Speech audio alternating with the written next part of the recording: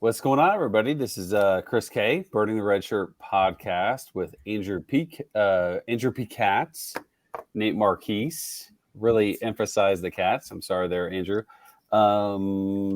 This is a special one. This feels super fun to me. I don't know about you, Andrew, but we have enjoyed bringing on guests, and franchise was awesome. Mox has been awesome. Joe, Brandon have been awesome, but Nate feels a little bit more neck of our woods type of thing. So I feel like we'll have a good time here. Big 12, we're going to talk about today. There's a lot of teams, so we're just going to go right into it. We don't care about how anybody's doing personally. You don't want to introduce Nate beyond his first name. You're just going to make assumptions about. Well, I said Nate Marchese, right? Yeah, if I didn't, that's my bad. So I think you pretty much nailed it. That's a perfectly fine introduction. And then it looks like Andrew just straight up pieced out as soon as he made fun of your intro. So we'll get into it, and Andrew will be back. I mean, to be fair, that's a really good frozen section of him. I halfway expected this to happen. Maybe not quite this early, but I feel like he has to renegotiate his contract on BTR once every episode, and so he's like, "Let me bounce out for a little bit, and I'll be back." There he is. I truly have no idea what's going on with Andrew. Like, is the internet in New Jersey not good? No, it's because I'm cheap and I only have the only computer that I have is my work computer, and there's all these like extra VPN protections and stuff, and it seems like it only cuts out when I'm doing stuff that isn't work related. So I don't know if that is intentional or not, but I think we got it out of the way early this time, so hopefully we're free and clear now. We're good. All right, So Nate, you're an Oklahoma guy. This is the Big 12. That's why we brought you on here. You have a lot of insight into all this. We're not going to start with Oklahoma because why not? Okay. I just decided that. I think let's start TCU. TCU was a team, obviously, that went to the playoffs, beat my Michigan Wolverines. J.J. McCarthy, pick 6, was impactful. They lose a lot of guys. What are your thoughts on TCU? I mean, obviously, I don't need to go to Andrew. He's a Chandler Morris guy. Talk to me about their offense, what you think, what you like, and then we'll let Andrew hate on everything you say, because I'm sure that you're speaking truth and he's a little bit more and not the case. Yeah, I was basically going to say that I wish my wife loved me as much as Andrew does Chandler Morris, because it's awesome how much I can just anticipate Chandler Morris coming off the board, a few rounds in every draft I'm in with him. But yeah, I mean, obviously there's some change going on there, even though Sonny Dykes doesn't leave, with Garrett Riley moving on to Clemson. That's kind of a big deal. And, he was offensive coordinator of the year, as far as winning the assistant coach of the year award. But, it's really weird because they bring in, Briles, from Arkansas to be the new offensive coordinator, which just cracks me up because TCU and Baylor have that, they have this feud going on for years, and TCU fans have just been talking mad shit to Baylor all these years for all the craziness that went on with the Briles family there. And then here they are hiring away his actual son to run their offense. But I mean, it's the veer and shoot offense, which is what he runs. He runs the Art Briles offense in his purest form. So I would think that their offense continues to be really good. Chandler Morris did suck in that first game, though, before he went down. You're just wiping that clean? No big deal, Andrew? Not worried about it at all? I think I have I don't know if it's a good or bad thing. Probably a mix of both. Where kind of once I see someone hit their quote unquote ceiling, that sells me on them into eternity. Like I drafted Nick Wilson. Yeah, the Baylor game, exactly. And then he looked even very good, I think, in the first half of the Oklahoma State game the following week. There were a lot of penalties, impossible environment against a really strong defense at that time. Fell apart in the second half, but you can't defend the Colorado first half of last year. That was an absolute disaster. I turned it off after a quarter. I didn't even watch up until the point where he hurt his leg, and then rest is history. Max Duggan, et cetera, et cetera. But anyway, yeah, I mean, once I kind of see someone just do something electric, for better or worse. I want to buy in all the way. Canton Salter this past year, good example of it. Nick Wilson for 4 years in Rich Rod's offense. I think I drafted him every single year and never really got paid off for that. But yeah, I mean, I didn't watch the Baylor game live, but like it just came so out of nowhere. The stat line was so absurd that I like did something that I don't usually do and like dug up the game on YouTube and watched every single play. I was like, this is just insane. Like this kid's making ridiculous throws and just being an absolute magician out there. Arm talent is insane. Obviously it's like 5'9" or whatever, but I don't know. It just feels like something you can't unsee. That I even if Kendall Briles doesn't come over, just running a Sonny Dykes offense is good enough for me. Sure. But it really sounds like I don't know what you expected the starting quarterback to say about his new offensive coordinator, but it sounds like you say all the right things, right? Gonna be super fast, perfect fit for me, et cetera, et cetera. I think it's definitely going to be Kendall Briles' offense. Why would Sonny Dykes go through taking the heat of burning all of his political capital? Yeah, just to run his own offense and not let Briles go crazy and run his thing. So yeah, I definitely think it's going to be Briles' offense. Do you like Chandler Morris, Chris? I like him in theory. I know you don't like him. I like him in theory. I mean, I'm never going to draft him as high as Andrew, but like, I like him in theory, right? Like, you have to give him some credit. He beat out Max Duggan, right? Like, technically, he started game one, so he had to have done something for months at a time that was better in the eyes of TCU. That was better than Duggan, but I don't know. Like, I certainly like him. I don't think I'll pick him high enough where I will take him over. The Colorado game was so weird in that, like, okay, Morris was awful. Duggan was awful too when he came in. It's not like that's totally fair too. But and then they scored. They scored. They I don't even know if they had a touchdown drive. Morris, but they at least started scoring. They started moving the ball with Duggan. Yeah. By the way, that game, if you stayed up and watched the very, very end to see Sam Jackson get in the game, he was actually kind of fun to watch too. But that was the first time I'd seen him play. I was like, man, this guy can really scoot. Yeah. Do you guys know what because Chandler Morris started at Oklahoma. That's he started there. You know what his nickname is amongst a lot of the OU fan base? No. Noodle Arm. He's got a rocket arm. What's the problem? Noodle arm. No, he doesn't have it. He looked great for a game. But outside of that, he's never really shown to have that much arm strength.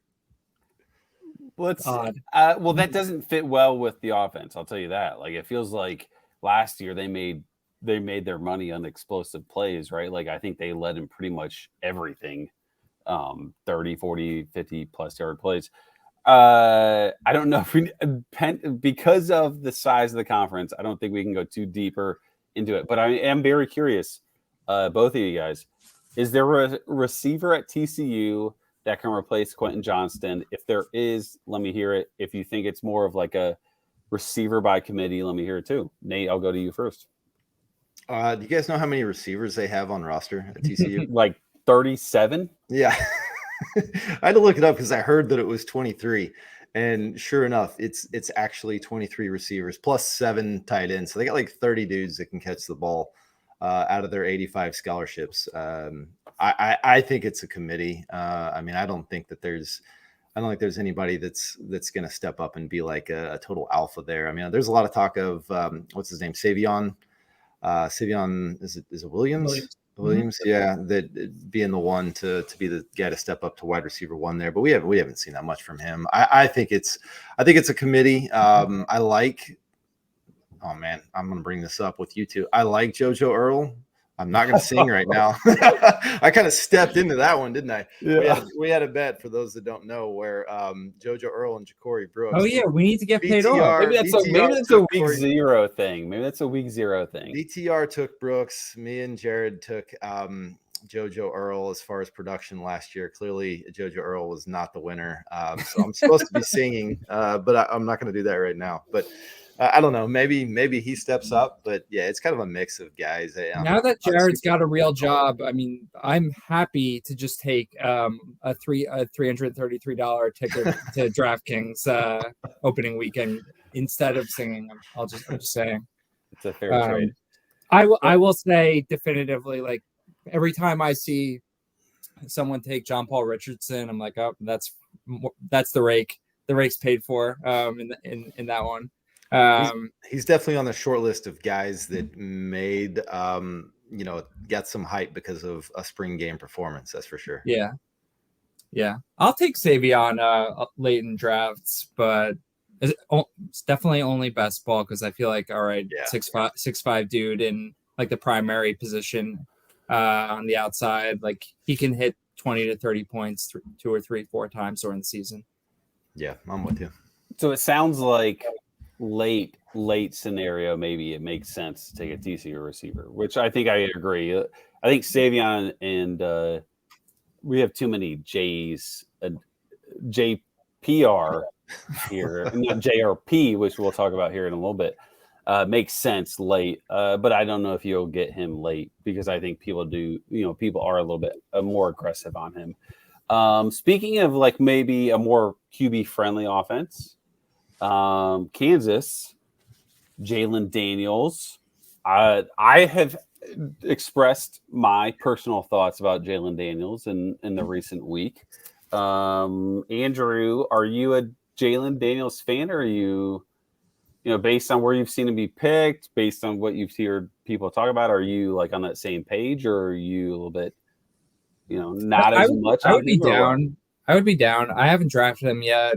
I feel like just because I'm always drafting either other positions in that range or just there's another quarterback I want to get my hands on in that range. But he's definitely not someone I'm actively fading. I'm a believer in Leopold, that OC whose name I can't pronounce or remember. Seems like he's doing a lot of smart things. Total Nicky.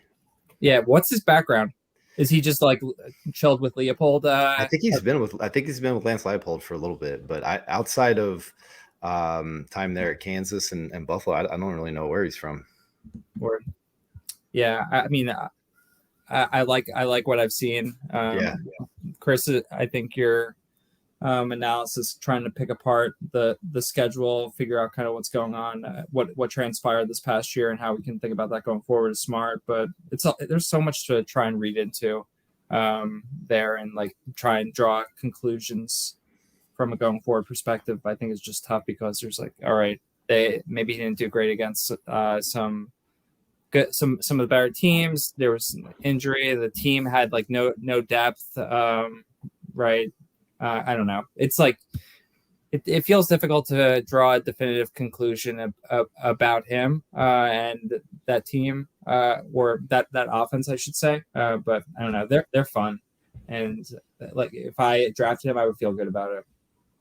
Yeah, I love watching them play. I mean, Kodal Nicky's just so much fun. He gets edge rushers on an island, linebackers on an island, and if they choose wrong, man, it's a chunk play like every time.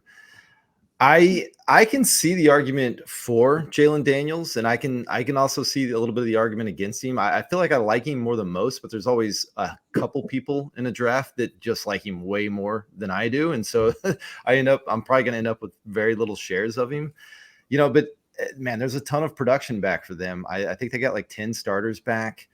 I think outside of Kai Thomas, every single rush and reception has returned for Kansas, which is just kind of crazy, especially with as much as they spread the ball around.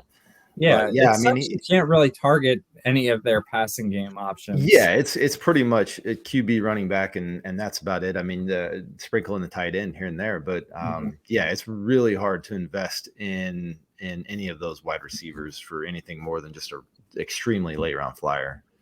Yeah, I'm probably not going to own a whole lot of shares of Daniels, even though I do like him quite a bit. Devin Neal, though, what do you guys think on Neal? Well, I think this goes into the offense. I think they spread it around enough, and they have enough talent rushing. It feels like they have all their talent concentrated in the rushing department and none in the receiving department, like in terms of like just your clear, obvious superstars for receiving. But it feels like they have a lot of good things going rushing, whether it's talent, whether it's quarterback and running back, because that can impact it, right? Like the ability to do both, but also like play scheme. It feels like, at Buffalo, Leopold did a great job at Buffalo. It didn't matter who was running back, who was running the ball. And it was just a very successful offense, which super commendable, right? But like, to me, it's like, well, I have a hard time grading Daniels because like I can see I like you, Nate, but to a lesser extent, I can see the positives to him. Doesn't it feel like, so the question with him has to be whether or not the higher production and touches that came in the second half of the year was a result of just Leopold's hand being forced, right, with Hinshaw going down for the year, or if we can kind of project that from a going forward perspective. Talking about Neil? Yeah, I have no idea what do you have. What's your stance? I'm fading him so hard. I don't have any Neil. Yeah, I don't have any Neil. He's actually one of the guys that I did write up in the CFF guide. And the more I looked into it, I'm like, why are we drafting this guy so high? I don't understand it at all. Like he did. He was in a dead 50-50 split, and they were even spreading it around to more than just him and Highshaw early on. We lost Andrew again. He's renegotiating. But no, it was for the first like 5 games of the season. It was a straight up split. And then when Highshaw went down is when Neil started taking off and started getting like an extra 6 or 7 touches a game and then started blowing up. Yeah, well, it sounds like Andrew's back, and it sounds like you have a daughter, right, Nate? I think she's back. She's getting. You know what? I'm not going to sleep like Devin Neal. She better not be back. She better be.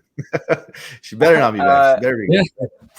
I think you're right. Well, what's super interesting is the whole like how hot was Kansas? This is really the thing. How hot was Kansas to start the season? And it blew everybody's minds because it's Kansas, and they just blew everybody's minds with that's such a good staff performances. Man. And they're just. That staff's a badass. Yeah. They know what they're doing. They can out scheme people. They can make players that are not as good as their opponents and outproduce with those players. So it's a super interesting conversation. The thing is with Daniels is, man, like if you guess wrong, like that could hurt because he is a high upside type CFF quarterback. I'm leaning against it just because there's a ton of different options. This is a super deep quarterback class of CFF talent, and I will look elsewhere for that range of player. We've made you sweat enough, Nate. I mean, do you want to talk Oklahoma first or Texas first? What will really get you? No. I need to understand from Nate break down the Sawchuck and Barnes stuff for me, because Oklahoma first. Everyone gets scared when you take Sawchuck before Barnes in a draft, and then I just come in and swoop in Barnes, and I say to myself, you know what? Maybe he doesn't know what he thinks he knows. Maybe the message board rumors just aren't true. So spill the beans. That's good. I have been adding. I've done 3 best balls so far, and one of them being a dynasty, the other 2 just being. With Joe over there at the CFF site. So I'm still just getting started with some of my drafts, but I do have Sawchuck in every league because I do feel like he's being slept on a little bit too much. The Barnes injury it's a bone necrosis of his foot. So there's some blood flow issue that's going on there. And forgot your shit medically. And it is a situation where I do think he'll be fine and medically cleared and will be back at practice in fall camp and playing week 1. And I think it's at least going to start out a pretty much a 50-50 split there. The injury long term does worry me a little bit for Barnes because it is something that could pop up again. And it's one thing to have an ACL. That doesn't really bother me that much with where we are in rehab and that type of thing. Foot injuries for running backs scare the shit out of me, to be honestly. That and like an Achilles injury, those are things where I'm just like, no, I think I'm gonna pass.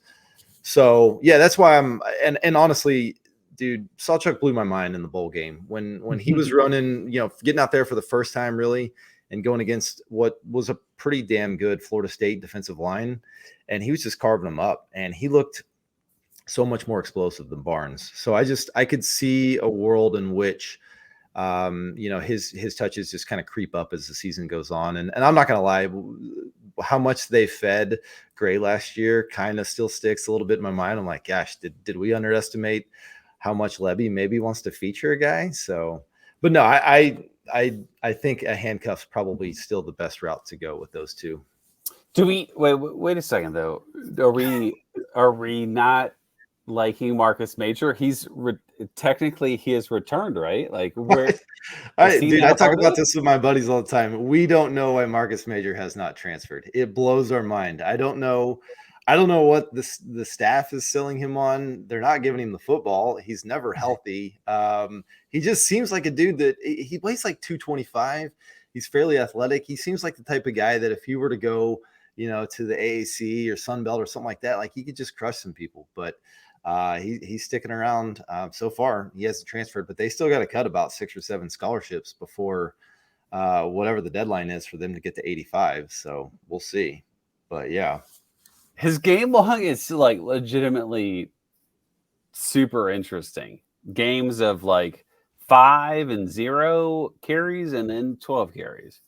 So it's I don't know. And didn't Phil Steele have him as RB1? Yeah, Phil Steele's wrong. That's dead wrong. This is one of his dead wrongs. Phil Steele is great. Like he obviously provides a ton of great information, but there's always wrong bits. So Nate has described this one as a wrong bit. If I had to put my money on it, I think Javonte Barnes takes the first snap of the game. How the season, how that plays out and stuff like that. Yeah. I also like Sawchuk whenever there's PPR involved too. I just think he's a better pass catcher as well. So he's explosive, man. He's just really explosive, and he's shown that he's able to put on good weight. He's already up to around 200 pounds. So I kind of like that, but it's got all the makings of a committee approach this year, I think. Andrew, any RB thoughts? I'm very curious about their receiver room, and I know we have limited time, so I'm very curious. So I was going to ask Nate 2 quick questions, but we could spend more time on receiver if we want to. But can Austin Soger just come in and clone Braden Willis' production? No, absolutely not. Why not? He's half the athlete, Braden Willis. Okay. I don't think that they can. They were able to create really kind of unique plays. Like Braden Willis was the guy that they had designed plays for, a package, awesome, so to speak. Yeah, and it was so fun because they could move him out of the backfield. They could run him around. I mean, they were doing all sorts of weird things with him. Stogner's just, hey man, we're gonna have you be a pseudo tight end, split out. No, I think his production is going to be a fraction of what we saw for last year. Okay, good to know. And then, so is it as simple as it feels too simple and to assume that Jalil Farouk is just like a true WR1? I don't know. I liked him a lot going into last year. And I think relative to what I was paying, it paid off well. But the idea that he now just descends to number 1 feels too easy to me. But I don't follow the program like you do, so I'd love your thoughts. No, I think he's far and away clear wide receiver 1 there. He's okay. They're gonna give him every opportunity to prove to be that guy because he's the only one in the room that has the combination of talent with some level of experience. They got Drake Stoops, who's got like 12 years of experience, but lacks any talent. And then all the other guys are devoid of one of those other 2 things, talent or experience. And so he's the one that's got them both. I do think he's set up for a really good season because I think he fits what Jeff Lebby wants to do in that veer and shoot system. And that's just kind of get you kind of like what they, what you saw with Tennessee in the past and basically use his speed, get safeties out of position and then try to try to pop one deep every once in a while. So I think he definitely fits that mold. He's really good with the ball in his hands. I'm kind of excited to see what he can do. What's Gabriel doing in 2024? Oh, dude, that's such a good question. Gun to my head, I think he transfers to Hawaii. I don't know. Dude, that would be so cool. It's not going to be quarterback for the University of Oklahoma, though. You're a big Jackson Arnold fan?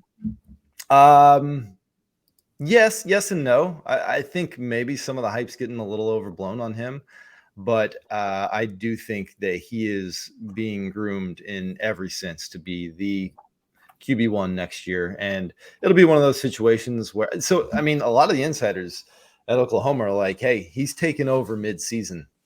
And they're also that's thinking what they said about Caleb too. And they're also thinking that Oklahoma's going to be good. And I'm like, both of those things can't happen. You guys realize that if Brent Venables makes a switch, Oklahoma sucked really bad, really early on, or they've already lost 3 games, right? Like that's they what could I'm be saying, great, yeah. but like they've already gotten themselves out of contention. Yeah, Oklahoma can't win the conference and Jackson Arnold be the starter. Those two have things to are pretty have much mutually exclusive unless there's an injury that takes place. Exactly. But I definitely think they are grooming him to be the guy next year. If Sooner fans think he's going to be Caleb Williams, I think they're going to be a little disappointed because he's not. But he's good. He's good. It'll be interesting because I mean Gabriel does have 2 years technically, right? He has another one after this one. Yeah, so he can use it. I think I took him in our best ball startup, right? I did. So kudos. You may have Hawaii's starting quarterback for. I mean, which I think Andrew will love in next offseason. So, well, if we're gonna get you hyped up about Oklahoma, I mean, there's a ton of questions we could ask about Oklahoma, but I think there's probably even more about Texas. What do you? Let's leave it to you. What are you most passionate about in terms of CFF purposes for Texas? Is it quarterback because there's 2 to 3 of them that are super interesting?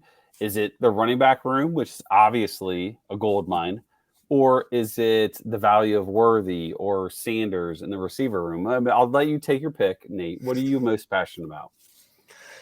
I don't know. I'm passionate about the pole assassin and her monkey. And hopefully that being a distraction for Texas to not make the playoffs. I don't know.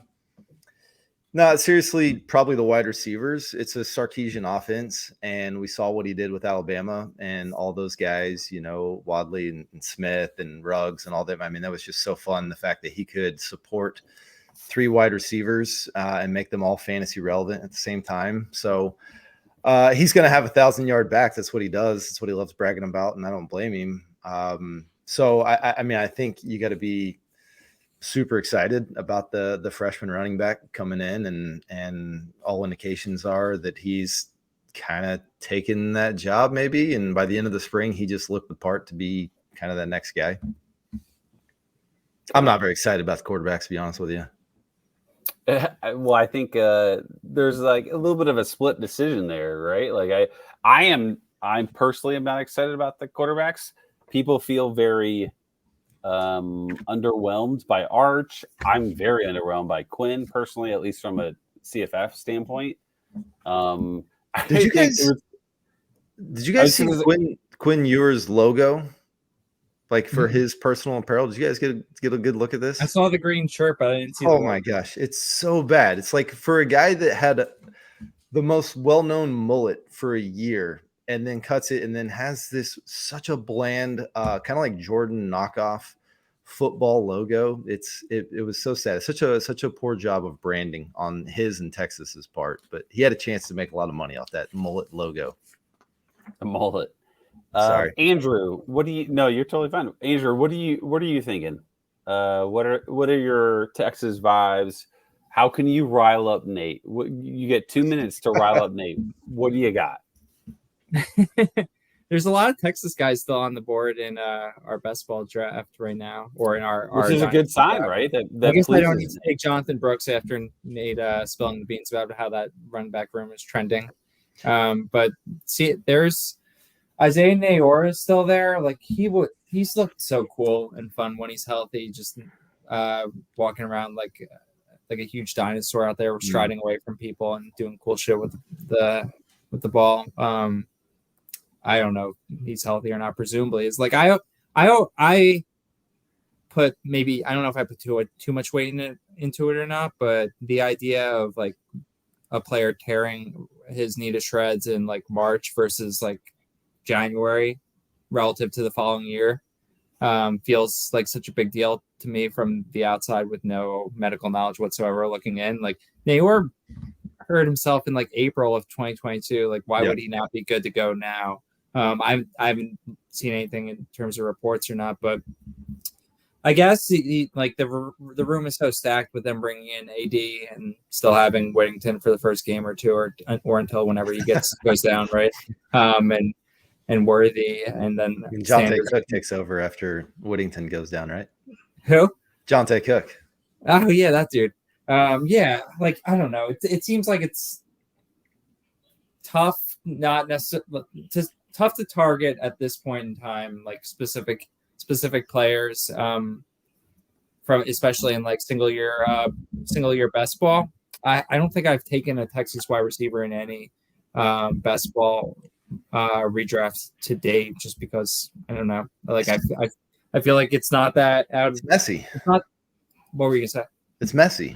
Yeah. Exactly. It seems messy. It seems like we've got the Alabama situation with Sark, where you've got all these great wide receivers, but you don't have the Alabama efficiency, where on like 2 plays, they could go like 2 and 3 play scoring drives. It's a lot of what we've seen so far. Quinn Ewers just like throwing deep balls and missing by like 6 yards, or Worthy, stopping like 6 yards short before he's supposed to catch the ball. I am buying into the idea that like I would love to get Worthy. I buy into the idea, okay, he looks amazing, just like he's always open by like 10 yards. Yeah. But you have to pay such a premium. Like he's been priced up at like maybe not a ceiling, but just about. Like you have to go and get him in the 3rd round, which it's tough. It's a lot given.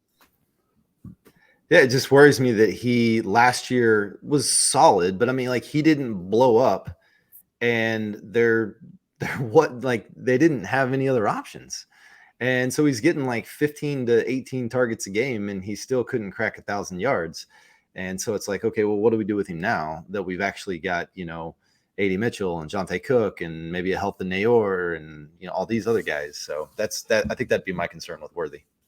There's a lot of variables in play with Worthy, I think, right? Like they threw to him so deep so many times. Mm-hmm. Like there is a level of like, do they get better at doing that, right? And I think there's some validity to that. But also at the same time, Sanders is going to be obviously better just because of age, experience. Nayor's back. Cook is a relevant player. Right. Somebody's alarm, right? Hopefully, it's time for me to take the trash out, guys. I was just gonna say, is it your protein shake time, Nate? Dude, nothing is worse than not getting the trash out on trash day. I said an alarm. It actually is. I mean, which is funny because we are talking about Texas. The fact that you need an alarm tells me that you are less neurotic than me, which is probably better for your mental health. So there are a lot of variables in play.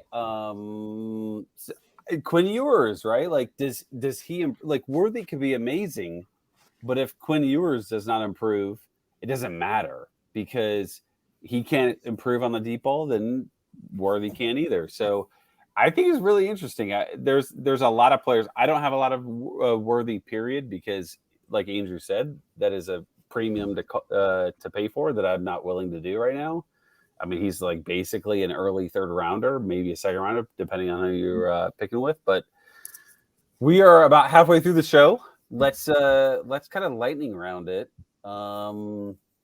Cincinnati, new coaching staff. I think we got Satterfield there, right, from Louisville. They did this like weird thing going on there with Louisville, Cincinnati, and stuff. Is Emory Jones the only viable player? You have 45 seconds, Nate.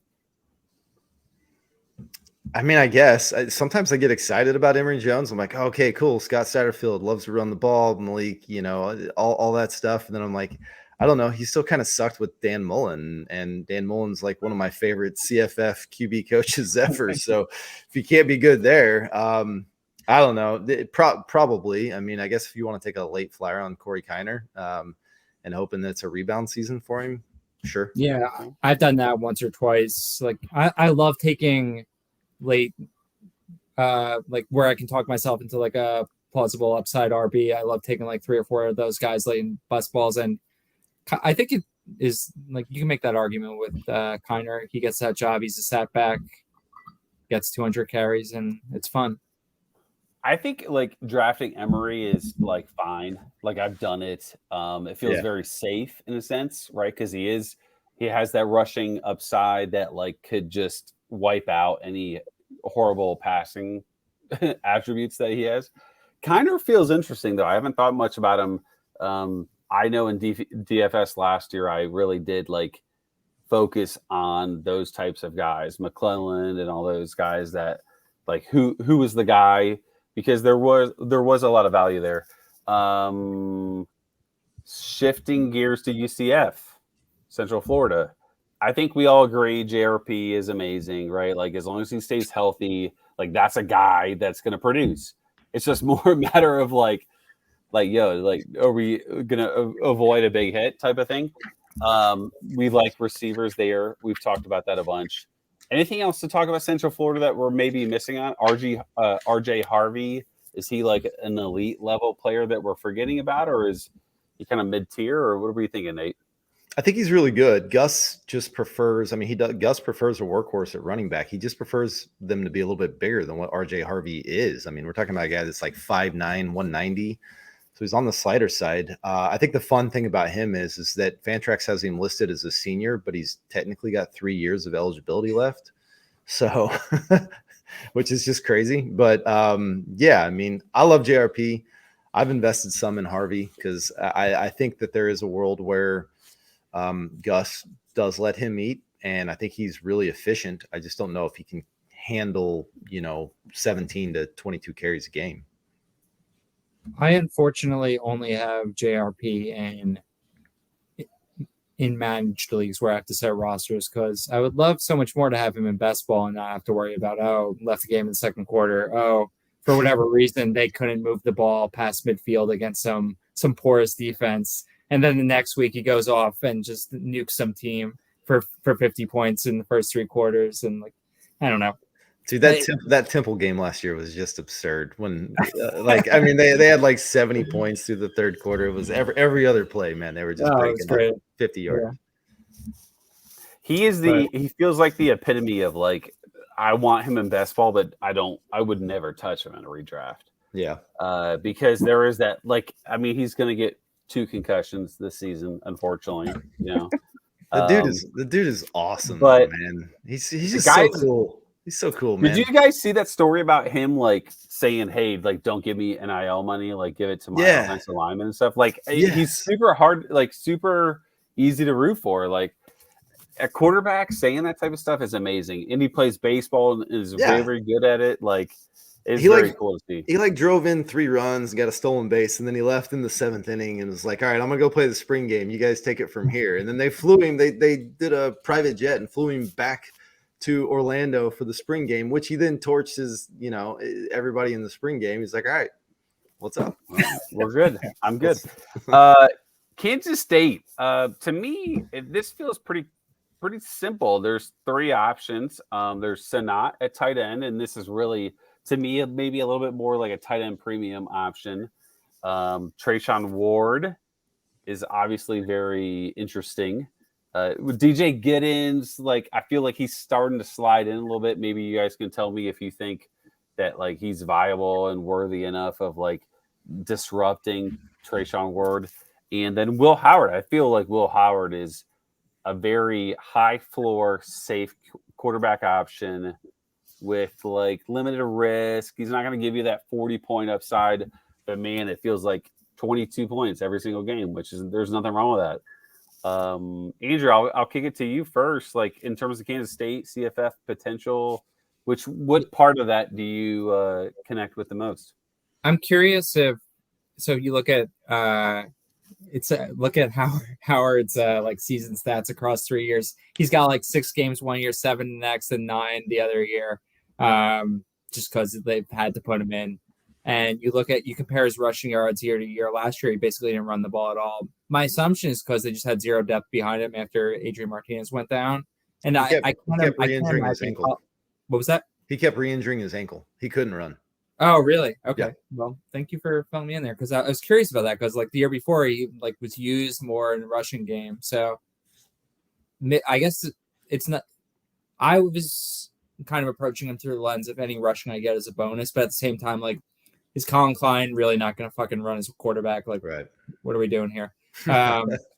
So I was happy to snag him in our dynasty best ball, but maybe he's got a little more upside than I was thinking about it.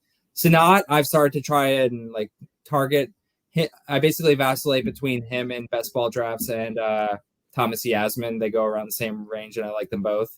There's some article out there, some huge like puff piece of Kleeman just talking him up as potential All-American this year, like how a lot of the past year and leading up to his mini breakout this past year was just like, okay, like dude needs to learn how to play tight end and shit, but now it's like wheels up. He's got All-American potential, pass catching's there, so that's enough to sell me on him, given just what tight end looks like in CFB. Yeah, I like this offense. I like Colin Klein. I think he's a really good offensive coordinator. I mean, we're talking about a 5 point per game bump whenever he took over last year. They tried the Adrian Martinez thing. Shocker. It didn't work out after 5 years of not being able to throw the ball. He didn't magically learn how to throw the ball in Manhattan, Kansas.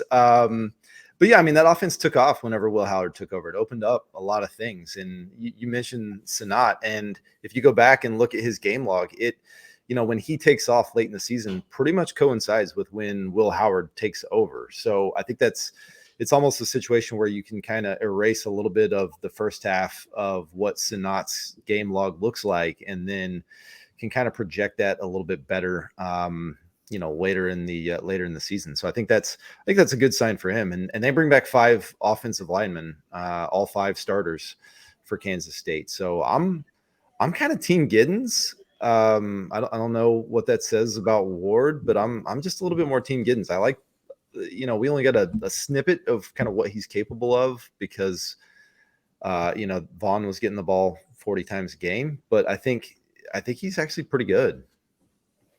I agree. I think there's probably some validity in doing that late. That offense does seem to work. They're smart. They're very good at what they do. And right. If you get the right running back, they're willing to hammer it, right? He's the returner. And Trayshawn Ward is like the fun, like transfer type guy. So there's the sexiness of that can get in the way of like looking at like what should we really be looking at? But this almost feels like a conversation of like Spencer Sanders. Like Nate's comments totally remind me of like maybe we shouldn't expect Spencer Sanders to do much at Ole Miss, but we don't have Nate on for SEC. Nate, did you see my depth chart tweet about the Ole Miss depth chart? No, what was that? Oh, dude, it was like one of my most engaging tweets ever, where I posted a fictitious depth chart with the 15-year-old kid as like the QB2 heading into the fall.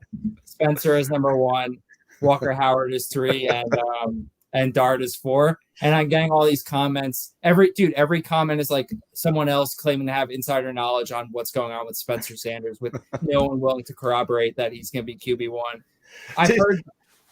I feel what is the big calls that are actually on Spencer Sanders though? Like, is it true? Do you think that he actually went there to like become a GA or whatever? No.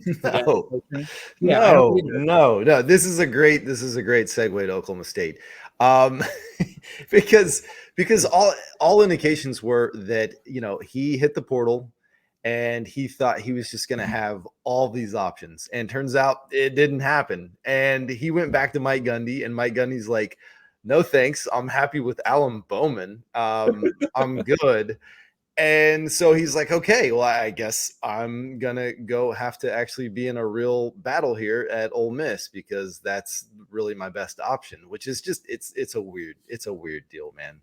But I love that your depth chart was so good. Did no one else watch the Notre Dame game? I'll never stop drafting him. I'll never stop drafting Spencer. Dude, trust me, I have lit so much DFS money on fire with Spencer Sanders. Dude, I'm telling you, I would probably already have a new car if it weren't for Spencer Sanders. But yeah, no, there's no doubt, man. He is so fun when he's right, but we just don't know when that's gonna happen. Totally. All right, Oklahoma State, though. Oklahoma State, yeah. I mean, we're talking an offense that traditionally everybody wants to hammer, right? Like you pick the right. How much do you hate them, or do you not really hate them? No, it's more of a little brother kind of relationship, I guess. We're dropping little brothers. Do you hate Georgia Tech? I mean, no, it's the same situation. Well, the nickname of the rivalry is clean old fashioned hate. But I mean, it's fun. It's fun. But it's not Texas. That's who we view as our rival. That's why we laughed whenever Oklahoma and Texas left to go to the SEC. And everybody in Oklahoma is like, how could you do that to Oklahoma State? And we're like, I don't know. They're not a part of us. They got their own school. They can figure shit out. Dude, have we discussed that I went to Bedlam one year? What year? I went to Boone it was a Baker and Mason duel, and we got so demoed beforehand that was it one where it was really cold? I don't remember because I was really warm from all the alcohol I was drinking, but by the end of the first quarter, it was like 31-28, and it was the game where Tyrone Johnson went for like 100 in the fourth quarter because I remember because my brain was finally unfuzzy by that point. But it was like a 61-58 type game or something. Yeah, I think we were both at that game. That's great. That's awesome. Yeah, that was a lot of fun. No, is this the end of Mike Gundy? Like, does nobody want to play for him anymore? Have you read the Athletic article on Bowman? No. Oh, dude. So much of the Athletic stuff is like, all right, we're just mailing it in or whatever. But that article is like 20 amazing nuggets and useful nuggets for our purposes, and I think everyone should read it. And it gives us so much. Are you guys still there? Yeah. I thought I was going. Yeah, like literally, I'm on the edge of my seat. Is this pro Bowman or anti Bowman? It gives so much good context on like it on like what happened. Oh no. Oh, we lost him. We're losing him right now. He could see it coming too.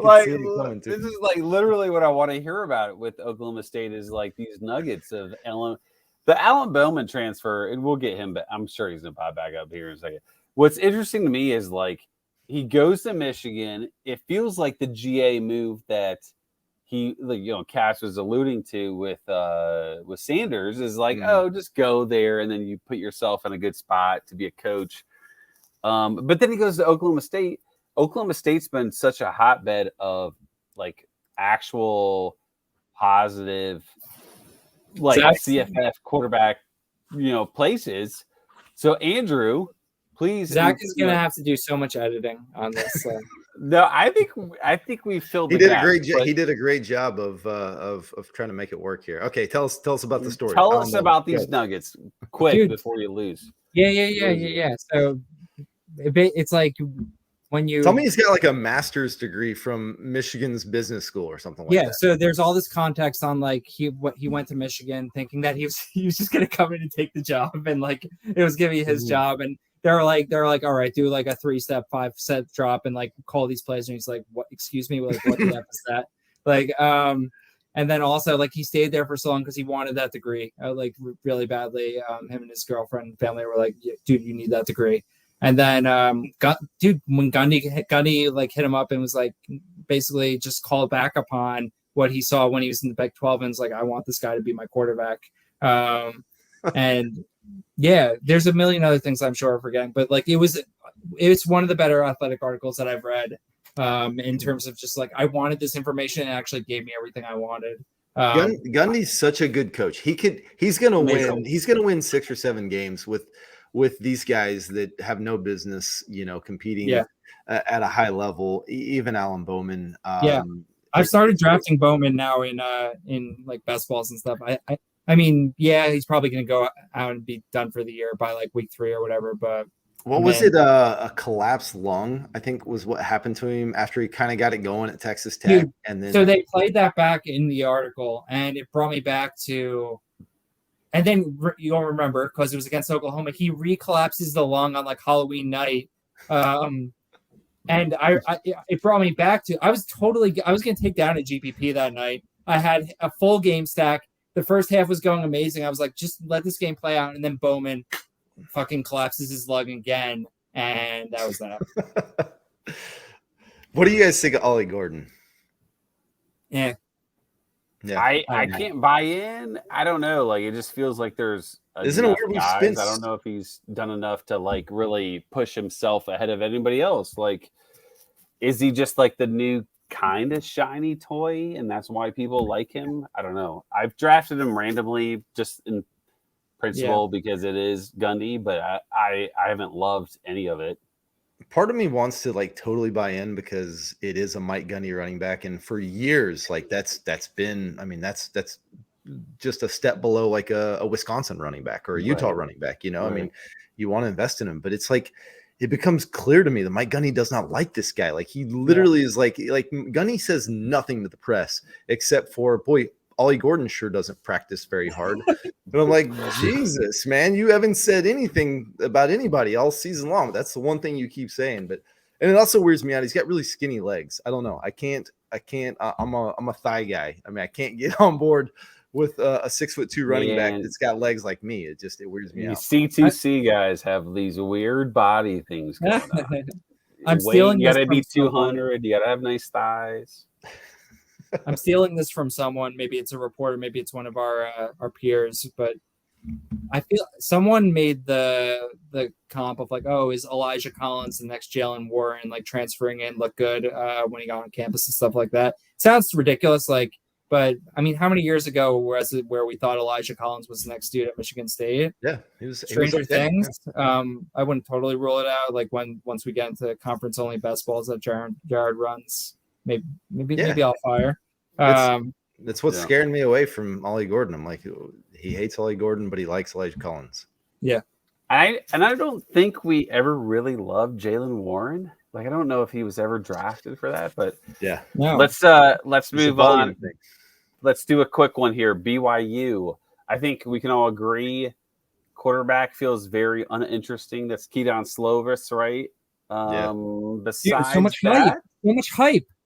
There's a lot. There's a lot of hype, right? This is perfect timing for this, right?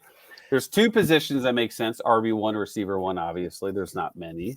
Aiden Robbins. I am a big Aiden Robbins guy. I was pretty anti Aiden Robbins last season. I thought that 50-teamer trade, if you guys remember that, the Thor League 50-teamer trade was unfair, and he proved me wrong. So I'm willing to admit that I was wrong there. But I think more importantly, receiver 1. Let's talk receiver 1. Andrew, do you have a receiver 1? At BYU, there's a bunch of guys. Spend time talking BYU receiver 1, but not Gundy receiver 1. Not that we know anything. We have a limited amount of time, so I don't know. I can't keep these guys straight on BYU. I can't keep.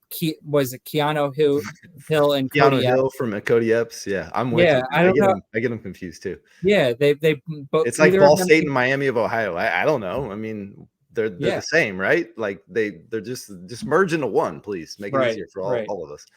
I don't understand how like there's 3 BYU wide receivers getting drafted: Keanu Hill, Epps, and then Chase Roberts, right? Yeah.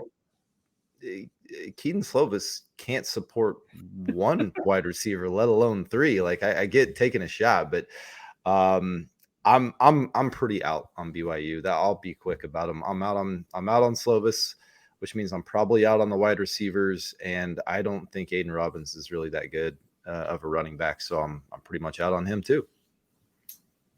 Yeah, I think that's fair. I was in on Aiden Robbins last year. It was great. Yeah. But UNLV Aiden Robbins, I'm a little bit more in on. right. This is a step up. I mean, who's to say how it works out? I'm not super interested in paying that price in like 10th, 11th round. And then if I can't keep the receivers straight in my head, I'm probably not going to draft any of them. And Nobody liked Aiden Robbins when he was at Louisville. Why are we liking him at BYU? Right. It's because he's huge. He produced some numbers, and now we're like, all right, well, like maybe Christopher Brooks just tainted the waters. Maybe that's what, like, that's apologists like me are thinking.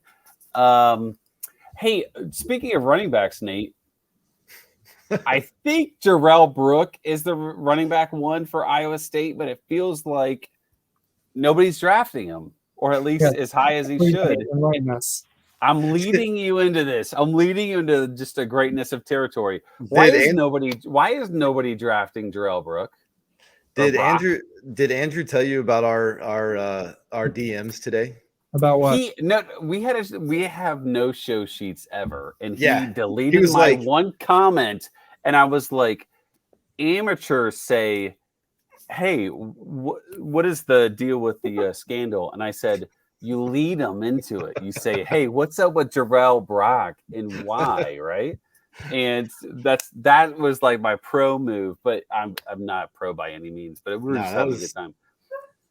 That was good. I just loved our DMs, and Andrew was like, hey, who should we really talk about these guys? And I'm like, well, we definitely have to talk about Iowa State and kind of the elephant in the room. He's like, are you just messing with me, or is there really something going on? So no, I mean, it's kind of I guess a rumor with a lot of smoke right now, and I've heard it from people, not just in C2C. I've heard it from other people. I've seen it on message boards. I mean, there's a lot of smoke that it sounds like Iowa State got caught up in a little bit of the gambling situation that has happened with both the Iowa and Iowa State baseball teams.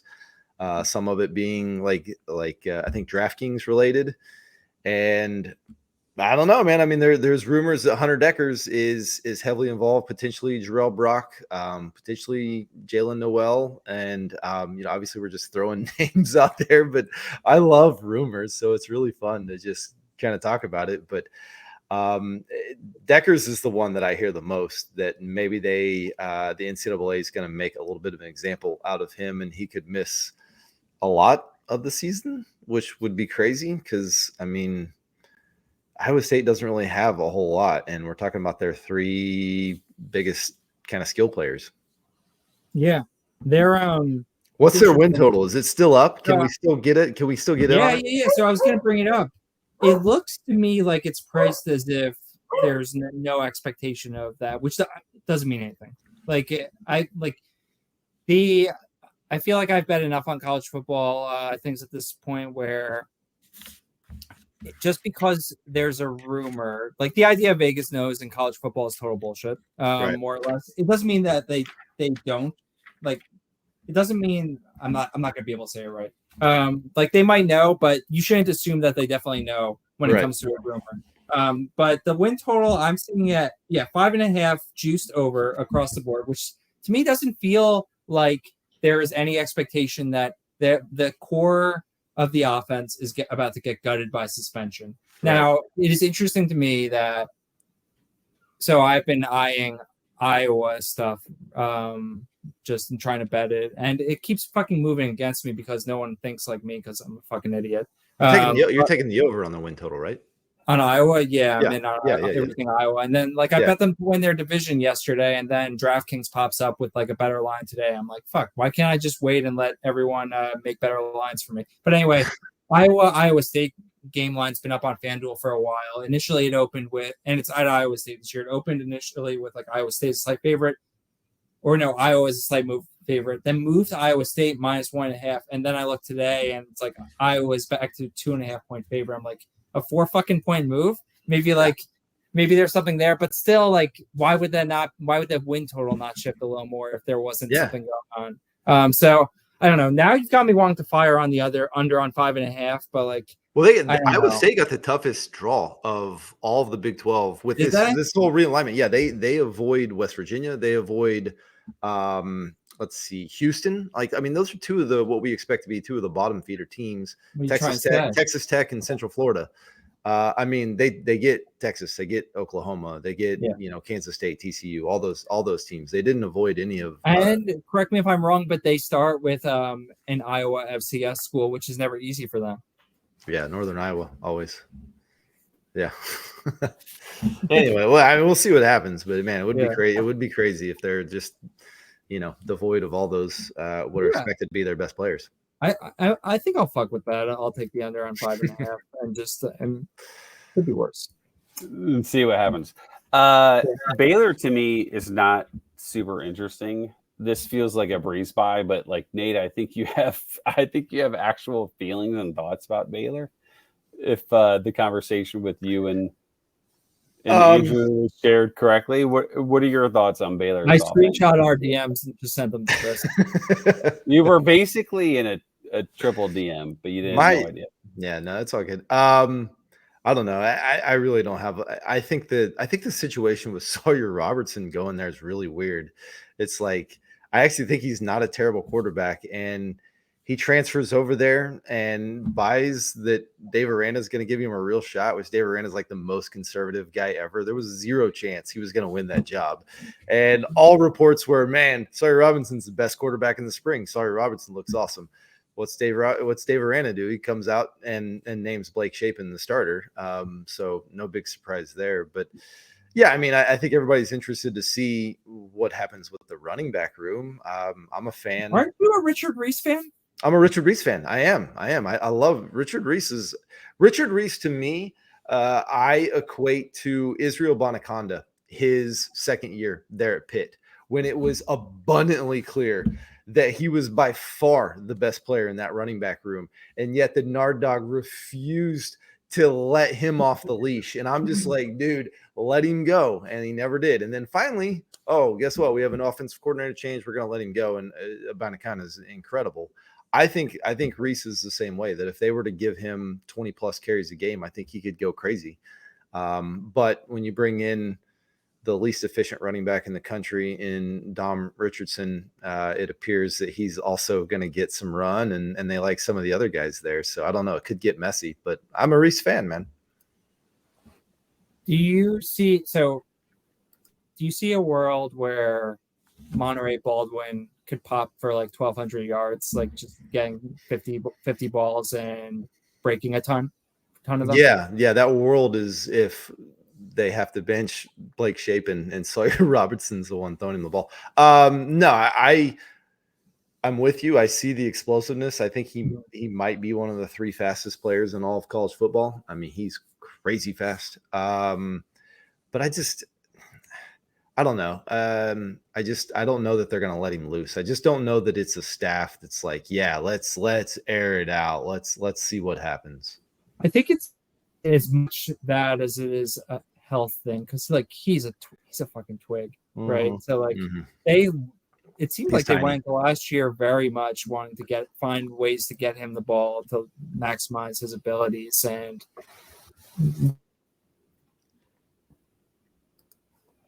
I think we lost Andrew again. We got to get this man a new workforce or something. Regarding Baldwin, I do actually really like him. Like it depends on the format, right? Like I think if we're talking strictly, I was looking at him earlier today for our Dynasty startup. What's happening with his next auto draft pick? No, that's not going to be him. I promise you that. I'm looking at him. I'm like, okay, well, like I don't love the offense. The scheme doesn't make a lot of sense, but like he still managed 4 different games of double-digit points. Like he does have kind of crazy upside because of his speed. Yeah. Like, do they just find a way to make it happen? And worst case scenario, I get 5 weeks of him being awesome. Like the league that we are in is so deep that it makes sense to take a shot on him because his worst case feels like 4 weeks of double digits. And one of those weeks, like if we're looking at last year, was like 36 points. It was weird because it did feel like he was such a superstar watching him, like based on these different slates of DFS action. And then like you look back at his like season stats and you're like, he didn't really do anything Yeah. like full season. So He can win you. Like he was so priced up in DFS because I think there was just expectation associated. We're still talking about Monterey, right? Yeah. Okay. Yeah. I like it was difficult to take him in DFS last year if you remember because he was always priced up like every week. But like I still think he can win you slates and he can win you weeks. Like that the Oklahoma State game, he like led the nation in receiving that week. It was awesome. Yeah, he's one of those guys that he can do more with 5 targets than a lot of players could do with like 12. You know what I mean? Yeah, like that's really all he needs. It's just a case of will he get it? Speaking of impactful players, Houston to me feels like a situation where, like, if it runs right, there are going to be 2 to 3 players that will absolutely blow CFF out of the water, right? And that would likely mean Donovan Smith. That would likely mean a receiver. Is there a running back? Maybe. Nate, is there? I should just start with this. I think it all starts with the quarterback. Is Donovan Smith a guy that will be successful in this offense and somebody that we should be drafting high? Yeah, I think so. It's Dana Holgerson, man. It's the mad scientist. You want his players, man. You know what he reminds me of? What was that movie with Bill Murray, the bowling movie? Also had Woody Harrelson. And as Kingpin, yes. And as the match went on, Bill Murray's hair just got crazier and crazier because he was, it was just out of control. That's how Dana looks every game to me. It cracks me up. By like the third quarter, it's all over the place. But it doesn't matter because Clayton Tune's going crazy or De'Aaron King, whoever, Will Greer, So yeah, I like the upside, and I'm willing to take some shots on the upside of what Donovan Smith can provide. I think this is a pseudo competition. I don't think it's a real. I think people are being scared off because they won't announce a starter. I think they don't want to lose the other guy. It frustrates me when people call for Dana's job. I'll accept it when it's like someone who actually supports Houston, but like national media, like, dude, I want that guy at a program that matters, and for fantasy purposes, I also want him part of my life. So stop calling for his job. Some of my favorite tweets are him after big games. It's a picture. Oh, yeah. He takes those selfies of him smoking cigars out in his like Houston mansion with this pool in the background. I'm like, God, dude, that guy's living that life, man. Let's go. I love this. Dude, the one after the bowl game with the trophy was nice. Yes, man. Dana is awesome. I love that guy. He's definitely a rarity in sports. Is Golden number 1? I mean, like, is there any chance they have like names that are very relevant? Like Sam Brown was pretty. I mean, Sam Brown was like pretty awesome for the last 4 or 5 games. Joshua Cobbs, like at a Wyoming offense, was like actually relevant, and that feels very hard to do. Like, so is there a specific delineation between Golden versus Cobbs versus Brown? I mean, like, is there an order there? Go ahead, Andrew. Oh, I knew you're forgetting my dog Stephon Johnson as well. That dude was sweet in the transfer. You're right. Yeah. They brought in the transfer from Oklahoma State. Yeah, but I'll defer to Nate. I want his take on this. Yeah, I'm a Golden fan. I really am. I do think it's weird that none of them seem to be that Tank Dell. Travion, what was his name at West Virginia? Played for Dallas. Tavion, what am I thinking? Tavon Austin. Thank you. None of them seem to be in that mold, like the slot inside receiver, gadget type, get in space. They all seem to be more kind of outside receiver guys. But I'm a Golden fan. I like his skill set. I think that if you can put up, 600-700 yards and a handful of TDs as a true freshman with a dominant wide receiver 1 and a Dana Holgerson offense, I think that's a pretty good path to being a really good player and really felt fantasy relevant moving forward. I agree. It's weird that Chris left too. He left probably the most fun school to talk about for the end, and then he left the shirt that I'm wearing for the end as well. I don't know if that was a fuck you to me or what, but we'll save Texas Tech for him. Let's talk about West Virginia for a minute, because I think that, all right, I'm not super interested in talking about the receivers given what the quarterbacks are like, what the system is likely to look like with their quarterbacks. But I think that while it seems pretty clear that Garrett Green starts, I've started to take him a little bit in best ball. I am scared that what is Neil Brown going to do when he sees a couple of losses on his ledger after how his first few years have looked. And then I'm also interested in talking about running back room. It's easy to talk yourself into Donaldson, but dude, I loved what I saw from Jalen Anderson down the stretch last year as well. Where do you want to start?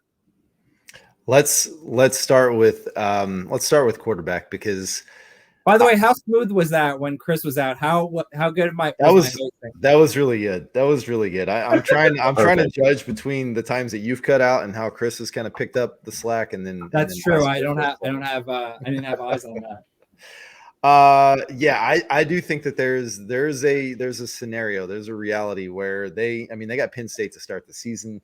Who else they got? They got God, somebody was really mean when they set up their schedule. They got Penn State and Pitt in their non-conference, and they already suck at football. So it's going to be really tough when they start getting into conference. But I do think there's a scenario where like that administration's like, you know what? After they lose 3 or 4 games, we're not going to do this anymore. And then they go ahead and lay the hammer down, because what ended up happening last year is that all signs were like, they're going to get rid of him. And then he wins a couple games towards the end of the season. And it's like, all right, now I guess we're going to have to keep him. They're not going to get stuck in that situation. So in that case, it's like, okay, what does happen to the quarterback? Do they want to get, Markiel a little bit of a run late in the season? Hold on. I just realized I can't ask you to be objective about Garrett Green, because you, as an Oklahoma fan, saw what he did to you last year. That was unbelievable. That was like Chandler Moore's Baylor level. That was Konami code Garrett Green. He played. It was like one of those moments, Will Ferrell in Old School, when he blacks out in the debate and he's like, "Did I win? Yeah. I don't know. I blacked out. I don't even know what's happening." That's pretty much Garrett Green against Oklahoma. That's what we saw. So I do think that there is that level of upside to him. Their wide receivers, like you mentioned, suck. And I do think there's a chance that they're like, after a few losses, like, hey, we got to figure out what else we got here for the future. It's not Garrett Green. But what I'm curious what happens if there is a coaching change at the end of the season. Like, where does CJ Donaldson transfer to? We got to touch on. You need to let me touch on Green here, because remember, I talked about him as Baby Bo. I think he is like literally like pubescent. I shouldn't have to. I should just avoid those big syllable words. Bo Nix. I mean, I think that like there's a lot of similarities between the two. Like, you watch him play, and like literally, it was like one of the starts last year. It was like this pick six, fumble, 80-yard touchdown, and then 4-play touchdown. All of them based on him. Like, every single play was him. And you got like just very awful Bo Nix, and then you got very amazing Bo Nix. And like that type of level of like performance. It does make for an interesting situation, right? Like, they have a tougher early schedule. They're already on the short leash with the coach. Like, Green's going to have to be very good, very quick, or else everybody's in trouble, right? Like, with a new coach, you have no idea what's going to happen. You know, what's the play calling going to be like? I really like Garrett Green. I can understand the caution. The thing is, he's like super cheap in all these best ball leagues. They haven't announced a starter. They haven't announced a starter, which is very weird. I watched the spring game the other night. That's why I drafted him in that Dynasty best ball. I watched the spring game because it was like, I don't know, what else am I going to do? I'll watch a little West Virginia spring game. And then like I watched it was like abundantly clear he's the guy. Like, I'm like, how do you not announce this guy? He caught like a 40-yard touchdown pass. Did you know that in the spring game? My thing with him is they run him. They run him too much. One of the wide receivers. They run him too much like he should be running the ball as a quarterback. And I think they need to let him just be like organically running the ball. Like, I think they obviously need to run him on purpose, but like it feels like to me they're running him like he's Cam Newton. Yeah. When he needs to be more Johnny Manziel. He needs to be more Johnny like an organic, hey, give it 2.5 seconds and then go, not immediately go like a based on the run call, right? So I think there was a major action there, but like to touch on your earlier point, like Donaldson's very interesting. I mean, he created mass chaos his freshman year because he was tight end eligible. He flirted with the transfer portal. Is there any thought, Andrew, as to like, is that a possibility? Do they even care if he flirts with portaling? Like, what are we thinking here? Who do you guys think he plays for next year? Michigan, USC, or Florida State? I would think. Well, I don't know. Kentucky. I feel like they got Demi Sumo, Slimy Shark. Oh yeah. This is like right up our alley. Thank you, Nate. I think an elite running back is going to Florida State next year. I think Benson moves on, and they got nobody behind him that they're like, hey, that's our dog, that's our workhorse. Toafili's not going to and they have proven, hey, if we want a guy from the portal, we're damn sure going to get one. So I think one of these elite running backs is going to end up at Florida State. That's my shot. Florida State. I think Michigan would have a hard time not getting someone experienced. He seems like a Michigan running back, though, right? Big guy. I took Ben Hall in our dynasty startup, and that it felt like, I mean, he's a very big gentleman. Yeah. I just have a hard time I took him because of upside potential, but there's the doubt in my mind that like they probably want someone more experienced. And I'm going to divert this really, really, really quickly because I think it's super interesting. Mike Bainbridge listened to the Chasing the Natty podcast that I did with Jared. He said, what about Riley Leonard to Michigan next year? Is that a fit? Do we think that's a possibility? I've already suggested he's the quarterback for Alabama next year. I remember that. That feels like a lot of transfer portals is my only thing. Like, I think if they didn't do Buckner, like that feels like a very good fit. Yeah, I could see Leonard moving somewhere where he's like, hey, listen, I'm getting a lot of NFL hype, but like if I go to a blue blood, like I can secure guaranteed round one. I can show that I've got that in my bag. But I mean, it's a Jim Harbaugh quarterback. Are we really excited about that? I don't know. Man, Leonard is so much one fun. of us here is. Leonard, what do you say, Andrew? Dude, he's so much fun at Duke right now. They just let him do 50 things with the ball every game. It's great.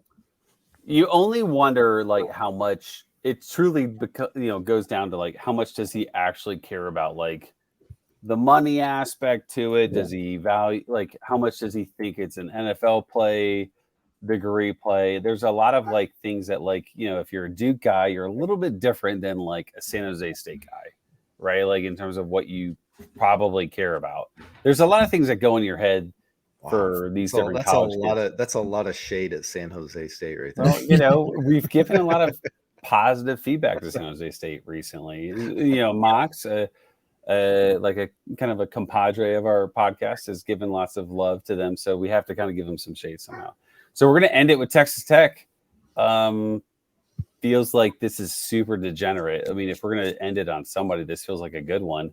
Shuck feels like the quarterback won, but good God, if there's 37 receivers that are available that all kind of make sense as viable players, it feels like this is the case. Nate, is there a receiver one for them that you are very strongly on? I mean, I was team Jaron Bradley last year. I mean, obviously that was based on value versus where Miles Price was going, because Miles Price was he was our projection darling, I guess you could say, where everybody wanted a piece of Miles Price because he was going to be the next Jareth Stearns in that offense. But from from a value perspective, I like Jaron Bradley a lot last year, and at times he made me look kind of smart, and at times he made me look really dumb. So I'm still on Jaron Bradley. I like him. I like him a lot, and he's still probably the guy that I would draft. But at the same time, I'm like, I can't quit a Zach Kitley slot receiver, So I'm still picking spots of Miles Price here and there, just because I feel like his value is kind of plummeted. He's kind of fallen off the face of the earth. So I'm willing to kind of take a shot late in drafts on him. Am I crazy? No. I haven't drafted Dre McCray yet, basically because Nick Ian Allen takes him in every single draft. Yeah, he does. Really early, and I don't know, like that. I have, when I have drafted a receiver from Texas Tech, it's been the other outside receiver whose name I can't pronounce, Loic Fouonji. Fouonji, yeah. You look at the depth chart; he has basically no competition for his slot. On the outside, Bradley, I forget who's behind him, but it's like a guy with more experience. Maybe it's Cleveland or whatever. But and Fouonji put up some decent games, basically game one and then the bowl game, and then was garbage in between. But if we're just talking about taking shots and an offense moving from year one to year two, why not start with this Tyrannosaurus Rex on the outside, who has no competition, and hopefully, the idea is he's the outside receiver that never leaves the field. I'm kind of weirded out by the fact that Dre McCray in the spring game was lining up exclusively on the boundary, right? And he's listed at both. Does feel weird. And backup slot and wide receiver 3. And I get it, because they have Miles Price on the inside. They have Xavier White, who's coming back again, for this season. And then they have Nehemiah Martinez, who the staff really kind of likes as that kind of, gadget kind of guy. Mm-hmm. But yeah, I get what you're saying, Andrew. It does seem like, they've got one prototypical outside guy that's being drafted in Jaron Bradley. And then Loic Fouonji's been kind of, overlooked, but who's to say he doesn't secure that other, like, hey, let's get a behemoth out there on the boundary and just kind of toss it up to him and see what happens. It does feel like they have a surplus of the slot guys.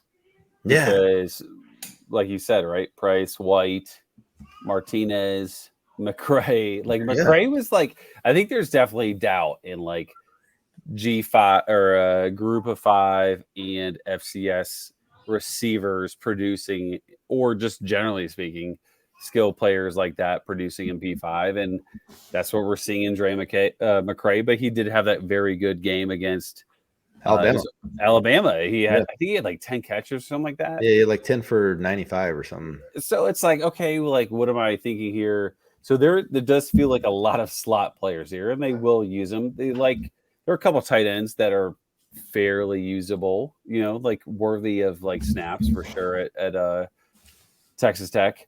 Let's talk quarterback really quickly here.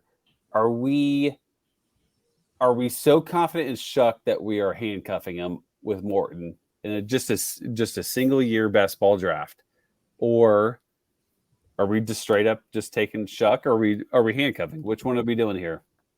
Andrew, you go, because you took Morton a little bit earlier than I expected in that in the dynasty startup that I had going. How are you feeling about this situation? Is that just hey, Shuck, we've seen enough injury history to know that there's going to be a time where Morton gets his run? I generally don't have that many rules that I'm when it comes to drafts and stuff like that. But one of them is I pretty much never handcuff when it comes to best ball. Like, I want to take my stands, et cetera, et cetera. But if I did draft Shuck, I probably would draft Morton. Like, I've seen enough. Like, the dude's made of glass. But I don't know. I have very strong feelings that I'm not super interested in discussing right now, just about the format that we're drafting in, or in this Dynasty League right now, which is why I'm curious. It's interesting that you've played in this exact format before, because you probably know it better than what I am anticipating. But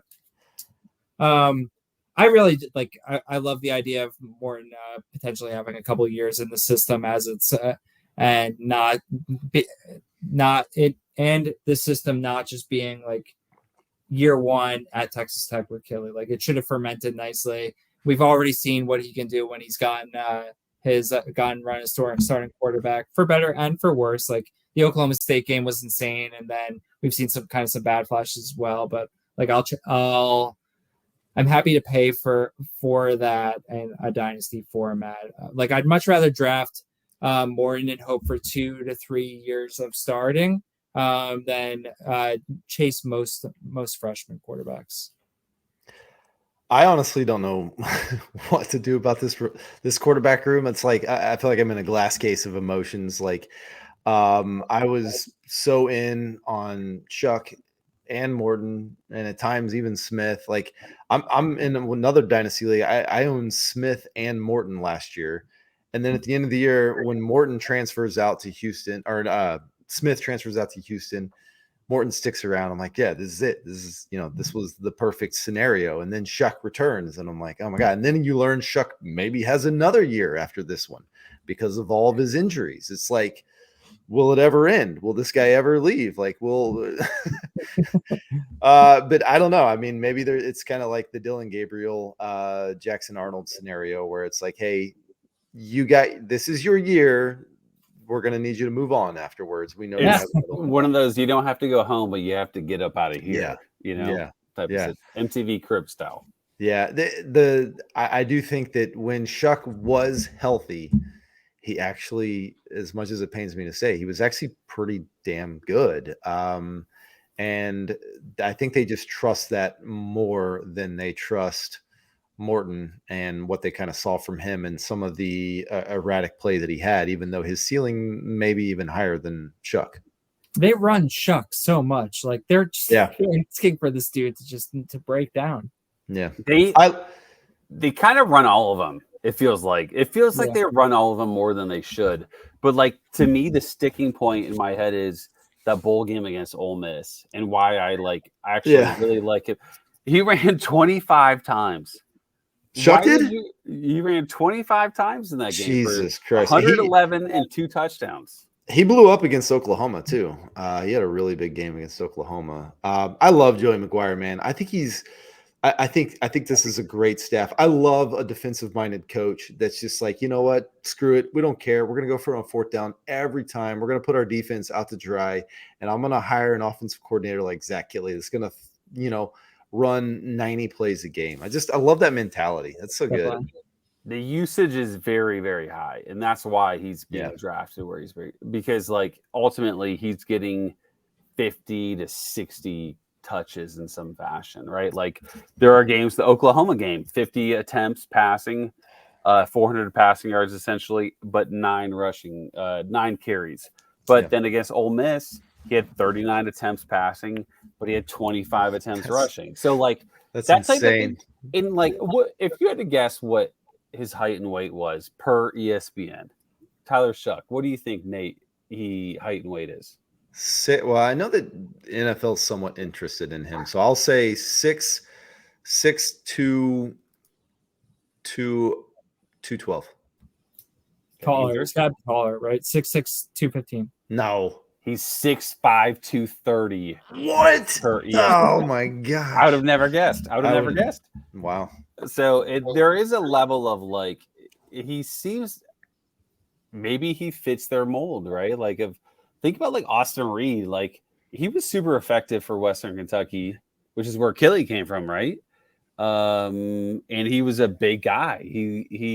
He ran the ball well. Like he did a good job finding the end zone rushing wise. And that's why he kind of supplemented his passing stats to really create himself as a top 5 guy. But it's super interesting. Amazing conference for CFF. I think 90 minutes is amazing for us to like knock this out, considering we tried to really condense as much as we could. 14 teams. It's a lot of teams. Any quick final thoughts that we missed on before we wrap this up, guys? Yeah, we covered everything that I wanted to cover. I think we probably could have talked more about the pole assassin and her monkey, but I mean, we had to keep it to the facts here and football. Yeah, we focused on the important details. Perfect. Well, appreciate you hopping on, Nate. Tell us about obviously where to find you. Obviously, you touched on the CFF guy that's coming out from Campus to Canton. Tell us a little bit about that real quick, and we'll wrap it up. Yeah, I'm at CFF Nate on Twitter. Love to talk college fantasy football in general, beer. I love to talk beer as well. So you guys can always hit me up about that. But yeah, the CFF crew over at Campus Canton's doing an awesome job. Just kind of putting the bow on the CFF guide right now. And, a ton of, player profiles, breakdown of each team, and just kind of how it's going to play out from a fantasy perspective. So be sure give that a look. You can buy that, and it's kind of everything you need as far as CFF is concerned for the 2023 season. Yeah, I think between the CFF sites subscription, the guide at Campus to Canton, like these things are priced so conservatively, like so cheap that save up a little bit, save something from a paycheck if you need to, but it makes total sense. Phil Steele stuff is great, obviously, because it gives you like a really nice viewpoint based on some potential coach conversations. But like this type of stuff that Nate, myself, Mox, Jared, et cetera, at Campus Again are doing is like, it's just strictly CFF focused. Like we don't care about anything other than what are they going to do for fantasy football focus. So this stuff is really cool. We really appreciate you hopping on, man. This is like a no-brainer. When we talked, Andrew brought up the idea of all these conference stuff, and he said, "Yeah, I want Nate for Big 12," and I was like, am I supposed to defend why we shouldn't? Like this feels like a no-brainer, right? So appreciate you hopping on, man. Hopefully this wasn't too late for you, and the 90 minutes was great. But we'll catch everybody on the other side, and I hope you guys enjoyed it, and enjoy the rest of your week. Appreciate it.